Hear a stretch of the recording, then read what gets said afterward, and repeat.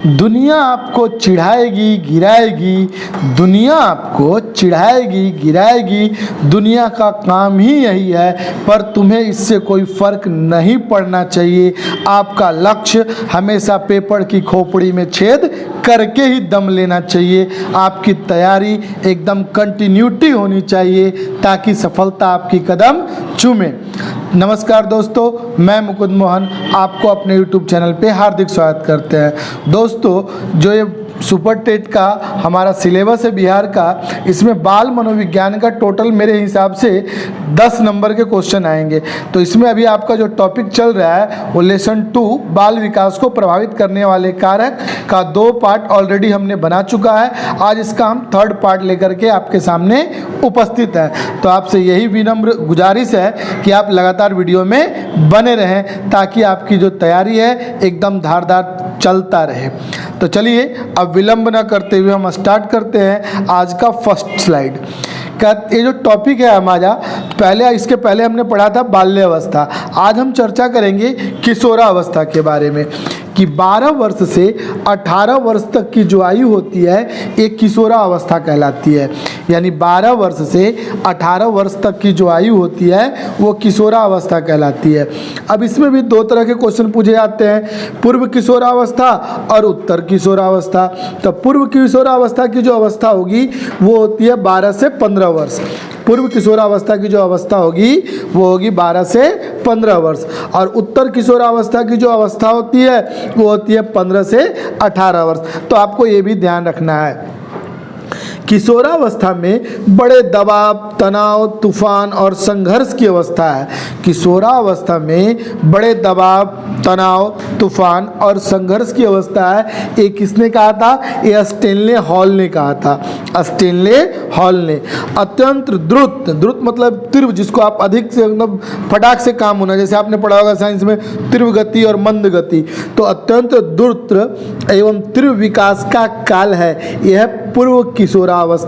और किशोरावस्था में संवेग प्राय होते हैं अधिक उग्र, यानी बहुत जल्दी चिढ़ जाना, क्रोधित हो जाना, आवेश में आ जाना। किशोरावस्था में शिक्षा का क्या स्वरूप होना चाहिए? तो किशोरावस्था में जीविकोपार्जन के उद्देश्य की पूर्ति के लिए, जो जीविकोपार्जन का मतलब है यहाँ पे आने के लिए कि 2 पैसा कमाने का उद्देश्य की इस तरह का पढ़ाई होना चाहिए।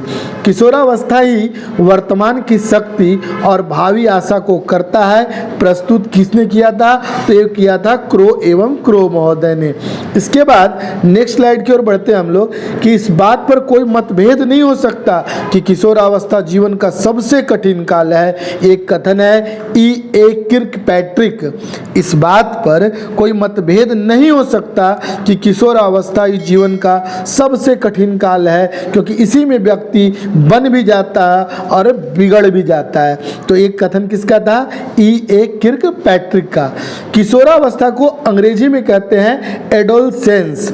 एडोलसेंस बालक का शारीरिक, मानसिक, सामाजिक और संवेगात्मक विकास किस अवस्था में पूर्णतः प्राप्त होता है? तो अवस्था है किशोरावस्था। किशोरावस्था में बालक को मानसिक, सामाजिक और संवेगात्मक विकास पूर्णतः प्राप्त होता है।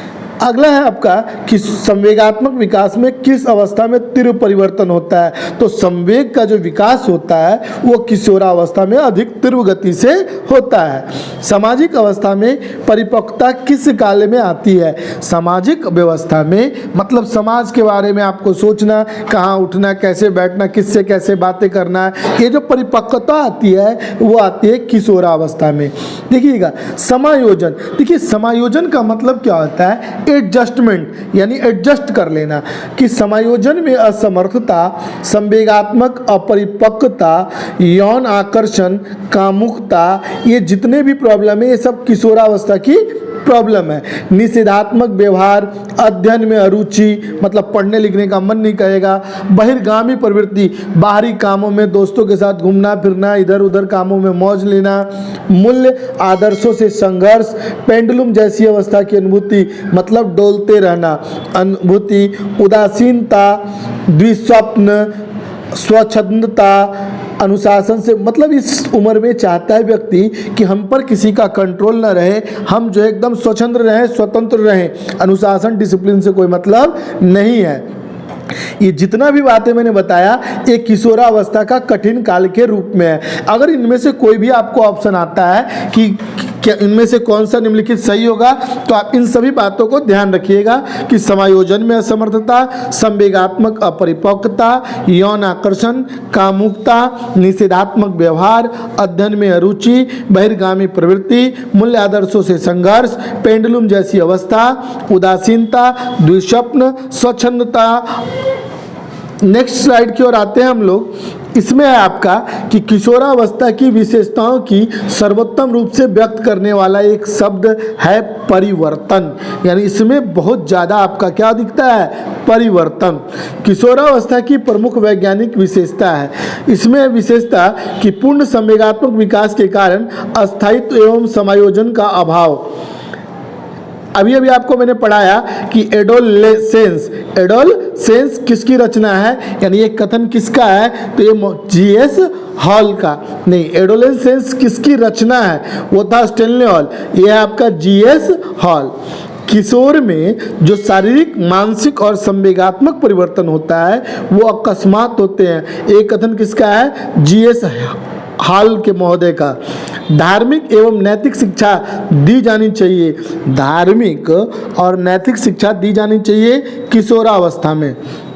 जो स्टेनले हॉल थे ये कहाँ के मनोवैज्ञानिक थे, तो ये अमेरिका के वैज्ञानिक थे। स्टेनले हॉल ने किशोरावस्था को 4 शब्द तत्व के रूप में परिभाषित किया है। कौन कौन सा शब्द था, संघर्ष, तनाव, तूफान और विरोध की अवस्था। यानी इन्होंने कहा कि किशोरावस्था में एक तो आपको संघर्ष करना पड़ता है बहुत अधिक, तनाव, टेंशन काफ़ी होता है, तूफान का मतलब आवेग की अवस्था, विरोध की अवस्था मतलब जो आप कहेंगे ये काम अच्छा है तो कहेंगे नहीं ये अच्छा नहीं, ये अच्छा है। तर्क वितर्क करने की क्षमता ज़्यादा विकसित होती है। नेक्स्ट है आपका किशोरावस्था की प्रमुख विशेषता नहीं है। अब इसमें क्या है, संचय की प्रवृत्ति नहीं है किशोरावस्था में। जो मुख्य विशेषता है इसका, किसकी संचय की प्रवृत्ति नहीं है। किशोरावस्था की प्रमुख विशेषता क्या है, संवेगों का अधिक कल्पना की बहुलकता, मानसिक विकास। संवेग शब्द का शाब्दिक अर्थ है, देखिए संवेग का अर्थ होता है उत्तेजना या भावों में उथल पुथल, मतलब आपका है कि अपने भावनाओं पे कंट्रोल नहीं, उथल पुथल। किस अवस्था में आवेगों की जो तीव्रता है स्थिति उत्पन्न होती है, तो किशोरावस्था में। किशोरावस्था में बालक रुचि लेने लगता है विषम लिंगी। देखिए समलिंगी का मतलब हो गया आपका लड़का लड़का और विषम लिंगी का मतलब हो गया अपोजिट जेंडर, मतलब लड़का है तो लड़की और लड़की है तो लड़का। बालक वास्तविक जगत में आ जाता है किशोरावस्था के बाद। संवेदनशीलता, अवलोकन, प्रतीकरण, स्मृति, ध्यान, कल्पना, चिंतन, बुद्धि, तर्क आदि में वृद्धि होता है, आदि में वृद्धि होता है। ये जो आपको होता है ये मानसिक विकास है। कौन सा विकास है, ये मानसिक विकास। पाठ्यक्रम का अर्थ क्या है, कह रहा आपको कि पाठ्यक्रम का अर्थ क्या है, तो दौड़ का वह पथ जिस पर दौड़कर बालक अपने व्यक्तित्व का विकास करता है। मतलब ये कह रहा है आपको कि सिलेबस क्या होता है, तो दौड़ का वह पथ जिस पर दौड़कर बालक अपने पर्सनालिटी का डेवलपमेंट करता है, मतलब विकास करता है। नेक्स्ट स्लाइड है आपका कि पाठ्यक्रम शिक्षक के हाथों में एक साधन है जिससे वह अपने छात्रों को अपनी कक्षा कला में अपनी शैक्षिक लक्ष्यों के अनुसार ढालता है। सिलेबस यानी पाठ्यक्रम शिक्षक के हाथों में एक ऐसा साधन है जिससे वह अपने छात्र को अपने वर्ग में, कला में, अपने शैक्षिक लक्ष्यों के अनुसार ढालता है। ये कहना है कनिंघम महोदय का। किसका कहना है, कनिंघम महोदय के अनुसार। अगला है आपका कि किशोरावस्था बाल्यकाल और प्रौढ़ अवस्था के बीच जैसी अवस्था होती है, ये होती है अस्थिरता की अवस्था। किशोरावस्था बाल्यकाल और प्रौढ़ा अवस्था के बीच की अवस्था है और ये होती है कैसी अवस्था, अस्थिरता का। बालक अपने व्यवहार की सामाजिक स्वीकृति चाहता है किशोरावस्था में। बालकों के सर्वांगीण विकास का दायित्व है शिक्षक एवं बालक दोनों पर। अंधे बालक होते हैं जिसकी दृष्टि इक्विटी 20/200 होती है। सामान्य बालक के संवेगात्मक रूप से होता है, क्या होता है, वो संतुलित होता है। कैसा होगा, वो संतुलित होगा। अब यहाँ पे कुछ इंपॉर्टेंट क्वेश्चन लेकर आया हूँ मैं। अब इससे क्या है, आपको ऑब्जेक्टिव क्वेश्चन करने में काफ़ी मदद मिलेगी। कह रहा है कि किस अवस्था के बच्चों को समायोजन की समस्या होती है, एडजस्टमेंट की समस्या। अभी अभी बताया मैंने कि एडजस्टमेंट की जो समस्या होती है वो किशोरावस्था में होती है। किशोरावस्था में बच्चों को समायोजन की समस्या होती है और इस अवस्था में बच्चों के विचार व भावनाएं क्षण प्रतिक्षण परिवर्तित होते रहते हैं, मतलब कभी कुछ और कभी कुछ, जिसके परिणाम स्वरूप वे समाज और पर्यावरण के साथ समायोजन करने में कठिनाई का अनुभव करते हैं। यानी ये जो क्षण प्रतिक्षण में बदलते रहते हैं, इसी के फलस्वरूप वो समाज और अपने पर्यावरण के साथ एडजस्टमेंट करने में काफ़ी डिफिकल्टी का अनुभव करते हैं। नेक्स्ट है आपका कि शैशवावस्था में बच्चों के क्रियाकलाप किस प्रकार के होते हैं। तो देखिए शैशवावस्था जो अवस्था है वो कब से लेके है, तो 0 से लेके 6 वर्ष तक की अवस्था बालक की क्या कहलाती है, शैशवावस्था। इस अवस्था में शिशु अपने मूल प्रकृति के अनुसार ही व्यवहार करता है, जैसा गुस्सा आने पर रोकर अपनी अभिव्यक्ति देता है तथा खुश होने पर उसकी अभिव्यक्ति हंसी द्वारा होती है। मतलब अगर उसे गुस्सा आता है तो वो रोता है और वो खुश होता है तो हंसता है, मुस्कुराता है। शैशवावस्था में बच्चों के क्रियाकलाप मूल प्रवृत्त्यात्मक होते हैं। नेक्स्ट है आपका कि स्वकेंद्रित अवस्था बालक के किस अवस्था को कहा जाता है। स्वकेंद्रित का मतलब होता है अपने आप पर केंद्रित करना। तो जन्म से 6 वर्ष तक की अवस्था शैशवावस्था कहा जाता है और शैशवावस्था का अंतिम चरण 3 से 6 वर्ष जिसे पूर्व बालक की अवस्था भी कहते हैं। ये बालक स्वयं की खुशी की चिंता करता है, इसीलिए इस अवस्था को स्वकेंद्रित अवस्था भी कहा जाता है। यानी इस अवस्था में अगर बालक को एक आइसक्रीम मिले, वो चाहता है कि पूरा मैं ही खाऊं, शेयर न करूं। अपने आप को प्रेम करने की प्रवृत्ति को क्या कहते हैं, तो आपको बताया था मैंने पहले भी कि अपने आप से प्रेम करना नार्सिसिज्म कहलाता है। देखिएगा कि मनोवैज्ञानिक फ्रायड ने यूनानी पौराणिक कथा के आधार पर स्वप्रेम की भावना के लिए नार्सिसिज्म अर्थात अपने को प्रेम करने की प्रवृत्ति, यानी किसी और से प्रेम नहीं करना, अपने आप से प्रेम करना का प्रयोग किया और पौराणिक कथा में नार्सिसिस्ट नामक व्यक्ति को अपने शरीर से प्रेम करते हुए दिखाया गया है। इस तरह की भावना शिशु में उच्च स्तर की होती है। नेक्स्ट स्लाइड की ओर आते हैं हम लोग। कह रहा है कि बाल विकास की अवस्था तथा व्यापकता को बताइए। तो देखिएगा बाल विकास एक व्यापक विचारधारा है जिसमें बालक के गर्भावस्था से लेकर के किशोरावस्था तक के शारीरिक, मानसिक, व्यवहारिक परिवर्तन को अध्ययन किया जाता है। देखिए बाल विकास की जो अवस्थाएं हैं, सबसे पहले स्टार्टिंग होता है गर्भावस्था 0 से लेकर 9 माह तक, शैशवावस्था 0 से लेकर 6 वर्ष तक, बाल्यावस्था 6 से लेकर 12 वर्ष और किशोरावस्था 12 से लेके 18 वर्ष। इसमें भी आपको 2 तरह बताया मैंने आपको, पूर्व किशोरावस्था और उत्तर किशोरावस्था। नेक्स्ट है आपका कि शैशवावस्था के लिए उत्तम शिक्षण विधि कौन सी है। तो 0 से 6 वर्ष तक की अवस्था के लिए शैशवावस्था कहते हैं और इस अवस्था में शिशु को मॉन्टेसरी शिक्षा विधि, किंडरगार्टन विधि और खेल विधि से शिक्षा दी जाती है और इस प्रकार के शिक्षण पद्धति वर्तमान समय में प्ले वे स्कूल में अपनाई जाती है। नेक्स्ट स्लाइड की ओर आते हैं हम लोग कि शिशु का अधिकांश व्यवहार किस पर आधारित होता है।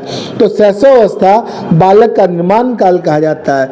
जो शैशवावस्था है वो बालक का क्या कहलाता है, निर्माण काल। इसे सीखने का अनोखा काल भी कहा जाता है। इस अवस्था में शिशु का व्यवहार मूल प्रवृत्तियों पर आधारित होता है, जैसे रोना, हंसना, स्वप्रेम की भावना। यह अवस्था बालक के संपूर्ण भावी जीवन को प्रभावित करती है। इसीलिए मनोवैज्ञानिकों ने शैशवावस्था को मानव जीवन का आधार माना है, बेस माना है।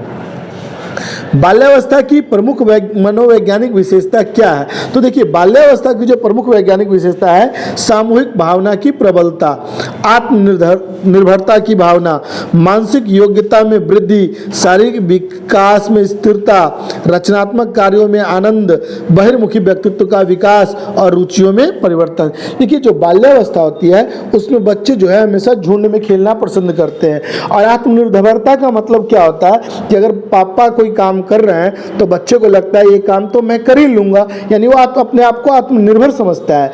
मानसिक योग्यता में वृद्धि, वो हर चीज़ों में सोचता है ये कैसे होगा, कहाँ होगा, कब होगा, यानी उसकी जो मानसिक योग्यता है वो वृद्धि होती है। शारीरिक विकास भी और रचनात्मक कार्यों में मतलब किसी चीज़ को खिलौने को तोड़कर बनाकर फिर जोड़ना तोड़ना, बहिर्मुखी व्यक्तित्व का विकास और उसके रुचियों में परिवर्तन होता है। नेक्स्ट है आपका कि विकास की किस अवस्था में बुद्धि का अधिकतम विकास होता है। तो देखिए बुद्धि का जो अधिकतम विकास होता है वो बाल्यावस्था में ही होता है, यानी बचपन में ही, यानी 0 से लेकर 6 वर्ष तक के बच्चों को विकास जो अधिकतम होता है। प्रारंभिक बाल्यावस्था में बालकों के मानसिक विकास काफ़ी तेजी से होता है और परवर्ती किशोरावस्था आते आते अर्थात 19-20 साल की उम्र तक यह काफ़ी धीमा हो जाता है। नेक्स्ट क्वेश्चन है आपका कि माँ बाप के साये से बाहर निकलने पर अपने साथी की बालकों की संगत को पसंद करना किस आयु में पसंद करते हैं। तो देखिएगा 9 से 12 वर्ष की अवस्था को उत्तर बाल्यावस्था या पूर्व किशोरावस्था कहते हैं। इस आयु वर्ग के बालक अपने साथियों की संगत और उनके साथ रहना अधिक पसंद करते हैं अपेक्षाकृत अपने माता पिता के। अगर कहीं घूमने जाना भी हो तो चाहते हैं कि माता पिता के साथ जाकर हम अपने फ्रेंड्सों के साथ घूमें। नेक्स्ट है आपका कि मानसिक परिपक्वता की ऊंचाइयों को छूने के लिए प्रयत्नरत रहना संबंधित है। तो कहता है किशोरावस्था में वह अवस्था है जिसमें बालक को नई समस्या एवं संवेगों का सामना करना पड़ता है। इस अवस्था में समस्याओं का हल करने और परिपक्वता की उन्मुख होता है तब मानसिक परिपक्वता के शिखर पर पहुंचने का प्रयत्न करता है जहां उसे संतुष्टि का अनुभव हो सके। नेक्स्ट है आपका कि मनोलैंगिक विकास में सुप्तावस्था का वर्ष अंतराल किससे संबंधित है। तो मनोलैंगिक विकास का सिद्धांत सिगमंड फ्राइड के द्वारा दिया गया है और इस विकास के सिद्धांत के अनुसार सुप्तावस्था का वर्ष अंतराल 5 वर्ष से किशोरावस्था तक और 5 से 12 तक होता है। नेक्स्ट है आपका किस अवस्था में बच्चे अपने समकक्षी वर्ग के सक्रिय सदस्य बनना पसंद करते हैं। तो पूर्व किशोरावस्था में, यानी 9 से 12 साल के बच्चे अपने समकक्ष यानी अपने क्लास के सहपाठियों के सक्रिय सदस्य बनते हैं। नेक्स्ट है आपका कि विकास के किस काल को अत्यधिक दबाव और तनाव का काल कहा गया है। ये जितने भी क्वेश्चन हैं एग्जाम में छपने वाले हैं, मतलब काफ़ी इंपॉर्टेंट सवाल है। तो आपसे यही गुजारिश है कि काफ़ी ध्यान लगाकर इस वीडियो को 1 से 2 बार आप सुने ताकि आपका हर पॉइंट क्लियर हो सके। स्टेनले हॉल के अनुसार किशोरावस्था संघर्ष, तनाव, तूफान एवं विरोध की अवस्था होती है। देखिए अभी हमने पढ़ा था स्टार्टिंग में ही कि किशोरावस्था को संघर्ष, तनाव और तूफान एवं विरोध की अवस्था होती है। ये किसने कहा था? स्टेनले हॉल ने।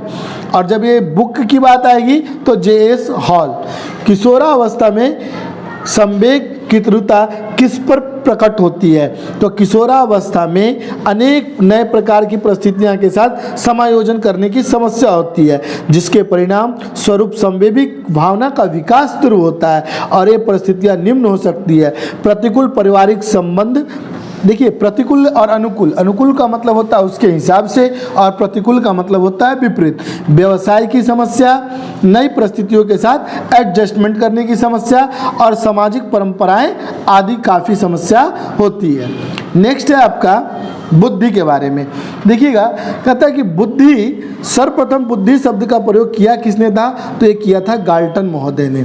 बुद्धि सीखने की योग्यता है, बुद्धि सीखने की योग्यता है, ये कहे थे बकिंघम साहब। कौन कहते हैं? बकिंघम साहब। बुद्धि कार्य करने की एक विधि है, ये कहा था वुडवर्थ महोदय ने। बुद्धि कार्य करने की एक विधि है, ये कहा था वुडवर्थ महोदय ने। बुद्धि मापन का प्रयोग सबसे पहले किसने किया था? तो अल्फ्रेड बिने। बुद्धि मापन शब्द का प्रयोग सर्वप्रथम, बुद्धि मापन का प्रयोग सबसे पहले अल्फ्रेड बिने ने किया था। बुद्धि पर सर्वाधिक प्रभाव पड़ता है पाठ्यक्रम का। बुद्धि अमूर्त चिंतन की क्षमता है। अमूर्त का मतलब एकदम दूर सोच, ये कहा था टर्मेन। बुद्धि को प्रभावित करने वाले कारक हैं, तो बुद्धि को प्रभावित करने वाला एक तो है आपका वंशानुक्रम, वातावरण, आयु, प्रजाति, लिंग और स्वास्थ्य। देखिएगा मैप के हिसाब से आपको क्लियर हो जाएगा। जो ये बुद्धि है इसे सेंटर में रखा गया है और उस बुद्धि को कौन कौन प्रभावित कर रहे हैं, तो एक तो वातावरण, स्वास्थ्य, आयु मतलब एज के हिसाब से बुद्धि का चेंजर, लिंग और आपका फिर है वंशानुक्रम और प्रजाति। तो ये सभी मिलकर के बुद्धि को प्रभावित करने में भूमिका रखते हैं। नेक्स्ट है आपका कि थॉर्नडाइक के बुद्धि 3 प्रकार के माना है। जो थॉर्नडाइक साहब हैं उन्होंने बुद्धि को 3 तरह के माना है। चलिए हम देखते हैं कौन कौन सी बुद्धि है।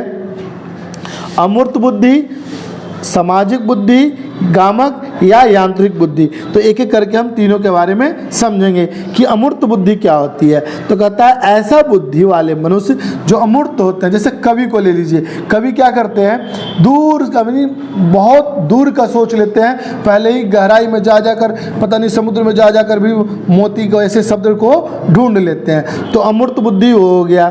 सामाजिक बुद्धि, इस प्रकार के बुद्धि वाले व्यक्ति व्यवसायी, कूटनीतिज्ञ और सामाजिक कार्यकर्ता होते हैं। गामक, जिसको यांत्रिक बुद्धि भी कहा जाता है, तो इस प्रकार की बुद्धि वाला मनुष्य कुशल कारीगर, मिस्त्री, इंजीनियर हो सकता है। यानी जो यांत्रिक बुद्धि होगा या गामक बुद्धि होगा तो ये जो है कारीगर भी हो सकता है, मिस्त्री हो सकता है या इंजीनियर हो सकता है। नेक्स्ट है आपका बुद्धि का सिद्धांत। देखिएगा बुद्धि का जो सिद्धांत है इसमें आपको ना याद करने की 2-3 बार सुनने का आवश्यकता है। चलिए स्टार्ट करते हैं। बुद्धि का सिद्धांत कहता है एक कारक सिद्धांत। तो एक कारक सिद्धांत दिए विने, टर्मन, अस्टर्न। एक कारक सिद्धांत विने, टर्मन और अस्टर्न। द्विकारक सिद्धांत स्पीयरमैन। एक टेबल के माध्यम से आप इसको 1 बार 2 बार पढ़ लीजिएगा, हो सके तो नोट कर लीजिएगा ताकि आपको याद रहे। त्रिकारक सिद्धांत क्या है, स्पीयरमैन का ही। बहुतत्व या असतात्मक सिद्धांत या आणविक सिद्धांत यह थॉर्नडाइक का। बहुमानसिक योग्यता का सिद्धांत थॉर्नडाइक। 6/7 या 6 या 7 का कारक यानी 6 या 7 समूह कारक सिद्धांत किसका है, थ्रस्टन का। इसके बाद है आपका संघ सतात्मक सिद्धांत जी थॉमसन का। क्रमिक महत्व का सिद्धांत बर्ट और बर्नन। देखिए इसमें जो अधिकतर पूछा जाता है एग्जाम में यहीं से 3 पूछा जाता है और एक ये थॉर्नडाइक का। बाकी आपको याद करने के लिए दिया गया है, क्या पता पेपर मैं तो नहीं बना रहा हूँ ना, इसलिए आप सारे दिमाग में रहे, कहीं से भी कुछ पूछे आप जो है उसको निपटा दें। आगे आपका कि बुद्धि का संरचना सिद्धांत जेपी गिलफोर्ड, बहुत ही इंपॉर्टेंट है ये। तरल ठोस बुद्धि सिद्धांत आरवी कैपिटल। पदानुक्रमिक सिद्धांत ये भी बहुत इंपॉर्टेंट है, फिलिप बर्नन। त्रितत्व सिद्धांत रॉबर्ट स्टेनबर्ग। बुद्धि का पास मॉडल जेपी दास। संज्ञानात्मक विकास का सिद्धांत जीन प्याजे। ये तो आपको पहले से ही याद होगा, सीटेट में बहुत रट्टे होंगे। इसमें बहुत ऐसा वर्ड है जो आपको सीटेट में पहले से ही याद हुआ होगा। जीएस कारक सिद्धांत स्पीयरमैन। इसके बाद है आपका जीएस फैक्टर के प्रतिपादक यह है स्पीयरमैन। आज के लिए बस इतना ही। आपको हमारे द्वारा यह प्रयास कैसा लगा आप जा कर के कमेंट बॉक्स में हमें सुझाव ज़रूर दे सकते हैं। अगर आपको वीडियो पसंद आए तो लाइक कीजिए, लोगों को शेयर कीजिए कि अधिक से अधिक लोग लाभान्वित हो सके। आज के लिए बस इतना ही। जय श्री कृष्णा।